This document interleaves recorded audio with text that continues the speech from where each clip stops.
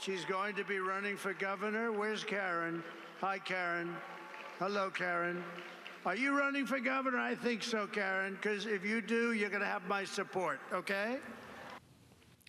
That was President-elect Donald Trump in Phoenix last month. He gave Republican Karen Taylor Robeson a lift in what is widely expected to be her second run for governor in 2026. We keep trying to focus on the 2025 legislative session that starts January 13th, just a few days away. But 2026 keeps getting in the way. Hank Stephenson, founder of the Arizona Agenda and one of the most astute Capitol journalists, is going to tell us why 2026 is a big distraction this year, even with big issues to deal with at the Capitol. Welcome back. Thanks for having me on. So Democratic Governor Katie Hobbs will open the session with the traditional State of the State speech where she lays out her agenda. How do you think 2026 and what we expect to be her reelection bid is going to factor into what she says in the State of the State speech? I think it'll be a huge factor. I think that, you can't look at the 2024 election as anything but a mandate for Republican policies. I think the governor has to acknowledge that and start signing some bills perhaps in the next 2 years. She has been the veto queen, which is, a great moniker for her base. But I don't know that, in 2026 that will carry her across the finish lines. What has her agenda been? What has her wins been in the last couple of years? And other than stopping bad legislation from being enacted, there's not a whole lot she can point to. So I'm expecting maybe a little bit more compromise this year. Start signing some bills, even though she's now dealing with an even, let's say, farther right. Definitely. Republican caucus than we saw in the first 2 years of divided government. Yes. Yeah, and I think, it's going to be areas like border security funding, perhaps. There may be some wins in the budget that they can call bipartisan wins. Perhaps some movement on housing. I know you wanted to talk about Proposition 123, a big school issue that's got to get done in the next couple of months. So let's stop right there. Prop 123. That is probably the biggest issue that has to get done or not.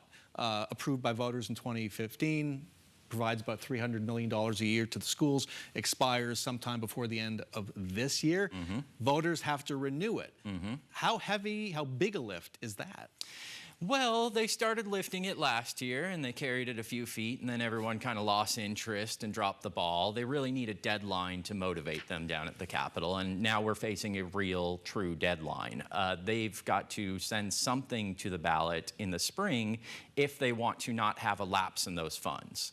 There's potential for them to wait later, have a little lapse in those funds. We do have some money in the budget this year where they could cover that for a few months, but letting that expire entirely would be crazy. I don't think anyone really wants that to happen. The big fight is going to be about how do we renew it? What are those funding formulas? Are we paying for just teachers as the Republicans want? Or are we giving raises to, bus drivers, support staff as the Democrats want? How are we divvying up those money? But the fact that it has to get done is nearly universally agreed upon. And politics plays on both sides of the aisle. Senate President Warren Peterson's been talking quite openly about running for Attorney General.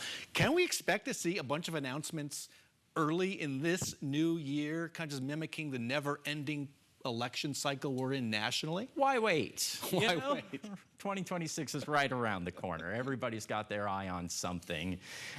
We've got a new position as Lieutenant Governor coming up. That's going to be very interesting to see who Hobbs chooses as her running mate in the future.